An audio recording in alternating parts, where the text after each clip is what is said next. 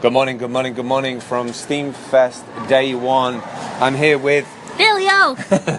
and we just had breakfast in one of these HF hotels. There's like 3 altogether. The food was sublime, great breakfast.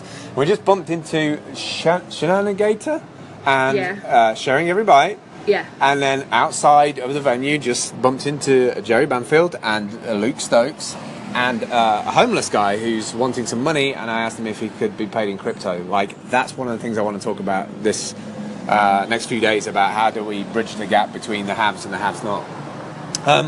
Also, I know that Lloyd Davis is a little bit lost in translation at the minute in the airports, because I think there's some delays in security procedures and stuff today because of what's happened in New York.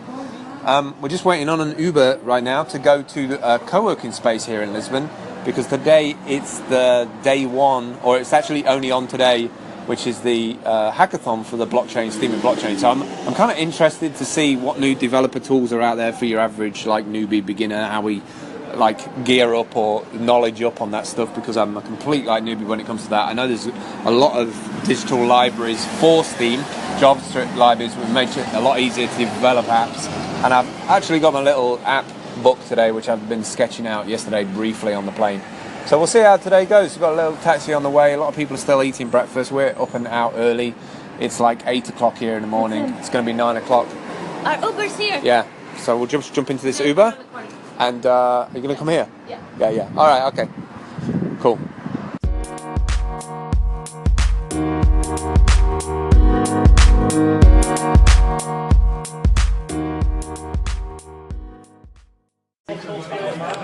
Good morning again. It is around 9:30, 10 o'clock-ish in the morning. It's pretty loud in here, and they're about to get started, so I'm going to make this super quick.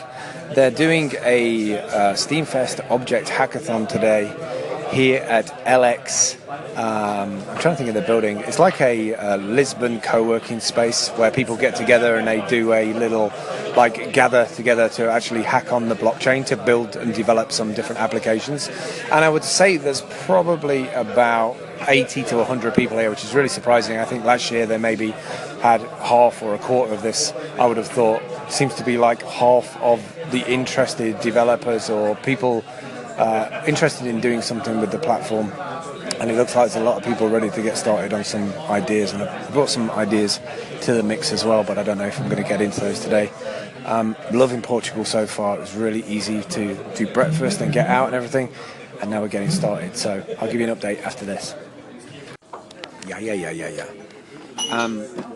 So, what time is it now? Roughly about 1 o'clock? 12 o'clock? 1:12. Alright, so this morning we have been at the co-working space here in Portugal, which is almost like an industrial site that at one point probably made pottery or something exquisite, and it's now been kind of moved over, gentrified I guess, and rediscovered, rebirthed as a creative space.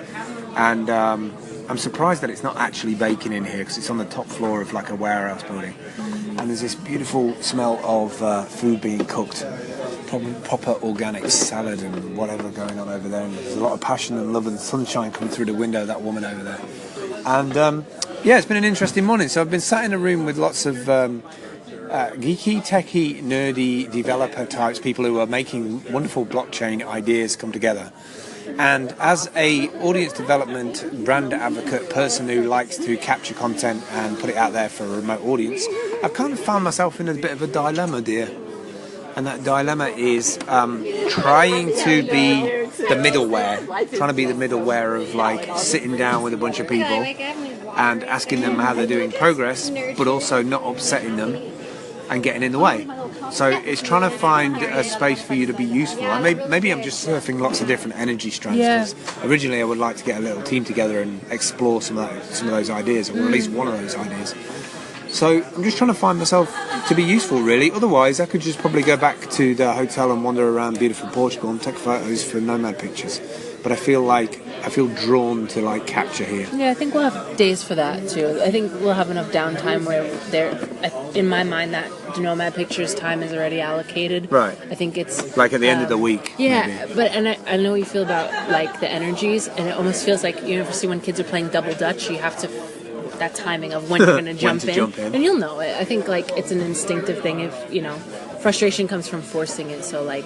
Well, I'm always thinking of the remote audience, the people who didn't make it. Sure. Because I know what it felt like last year when everybody was in Amsterdam. Yeah. And I was like, I just signed up and it was like, why am I not at a festival that I'm like 40 minutes away?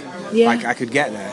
So, like, I'm kind of residual energy from last year of a remote audience member of Sure. what it was like to sit there and know from the pictures that people have taken this morning that there's an event on, and now I don't know what's going on. Well, I mean, Like, I hate that. yeah, Like, but I think to put the real-time expectation on yourself is a little bit much, because a lot of people think about time zones, think about people at work. People do want to know what's going on, but they're going to look at that in their own time, and so there's no reason why you can't put it out in your own time as well. You know, you don't Right. need the franticness of feeling like it's super, super. You know, I've been told for years by working for the man to slow down, just adapt to the way things are done. And in the end, it got so frustrating to just go slow.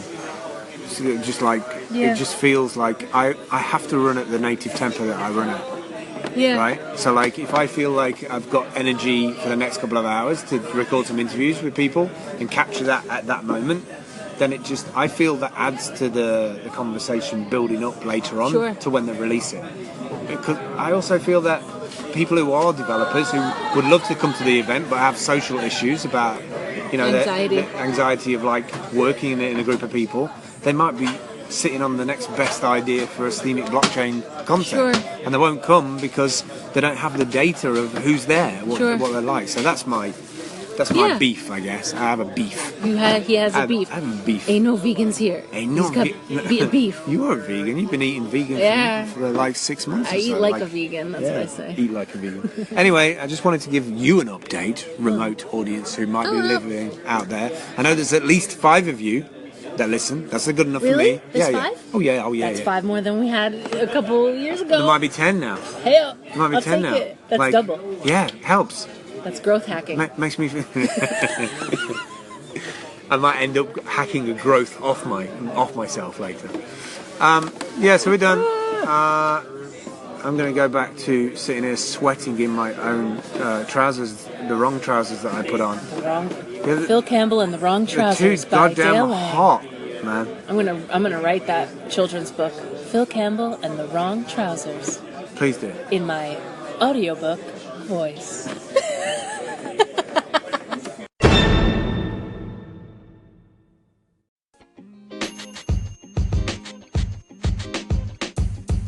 The podcast you just heard was recorded with Anchor. If you want to make your own, download the Android or iOS app completely free from anchor.fm/podcast. That's anchor.fm/podcast.